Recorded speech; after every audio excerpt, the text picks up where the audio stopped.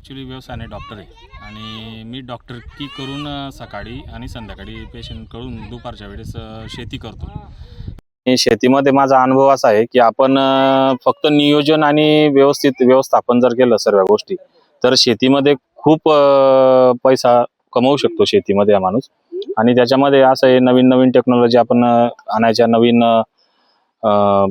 लागवडी वगैरे फळबाग वगैरे लागवड आपण करायची असं माझं शेतकऱ्यांना आव्हान आहे। आणि जुनी परंपरा जी होती त्याच्यामुळे आता जे युग चालू आहे याचं चालू आहे स्पर्धेचं युग, त्याच्यामुळे आपण त्या काळानुसार बदल केला पाहिजे शेतीमध्ये।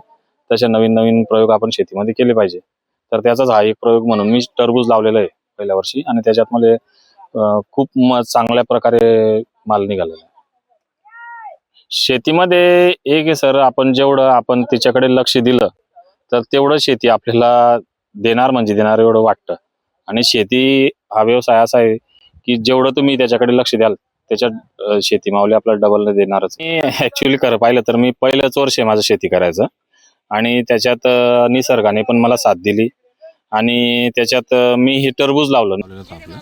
तर त्याच्यामध्ये 3 एकराचा प्लॉट आपला हार्वेस्टिंग झालेला आहे आणि त्याच्यामध्ये आपल्याला 60 टन माल निघालेला आहे, तो पण 1 नंबरचा। आणि त्याची साईज 2 किलोपासून ते तोडतात आणि 2 किलोपासून तुम्हाला 5, 6, 7 किलोपर्यंत 8 किलोपर्यंत त्याच्यात फळवतात। आणि त्याच्यानंतर आता जो दुसरा प्लॉट आहे माझा 3 एकराचा, तो आता व्यापारी सोमवार मंगळवारपर्यंत मी तो हार्वेस्टिंग करणार आहे आणि त्याच्यामध्ये सहज मला 50 टन माल तरी अपेक्षा आहे। 50 टनापर्यंत माल त्याच्यात 1 नंबर क्वालिटीचा निघेल आणि सेकंड माल पूर्ण क्षेत्र मिळून कमीत कमी 30 ते 35 टनापर्यंत येऊन जाईल मला।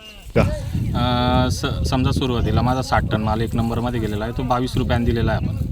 तर 22 रुपये 22 पैशांनी दिला होता तो 22, तर त्याचे 13 लाख रुपये आलेले समजा आपले। आणि जो दुसरा प्लॉट मी हार्वेस्टिंग करणार आहे त्याच्यात सहज 50 टन माल माझा निघणार आहे आणि त्याचे 5 दुने 10 लाख रुपये त्याचे सहज येणार आहे 1 नंबर मालाचे। आणि सेकंड माल मग जसा मार्केट भाव असला त्या हिशोबाने आपण सेकंड माल देतो व्यापाऱ्याला। तर त्याच्यामध्ये माझा 30-35 टन एकंदरीत जर उत्पन्न पकडलं सर तर मला 6 एकरामध्ये सरासरी 22 ते 23 लाखापर्यंत अपेक्षा आहे। शेतकऱ्यांना माझं एकच आव्हान आहे की आपण शेतीमध्ये नवीन नवीन प्रयोग केलेले पाहिजे आणि त्याच्यामध्ये आता खूप शेतीमध्ये बदल झालेले, टेक्नॉलॉजी नवीन नवीन आलेल्या आहेत, आपण त्याचा उपयोग केला पाहिजे शेतीमध्ये।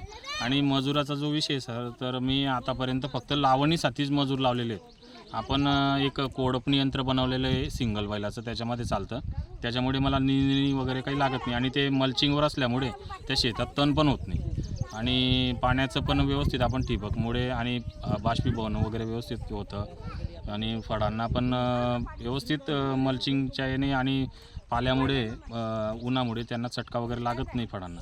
आणि आपला जो माल निघालेला आहे सहरवा वेस्ट बंगाल, आता पहिला जो माल निघाला माझा तो वेस्ट बंगालला एक्सपोर्ट झालेला आहे माल सर्व।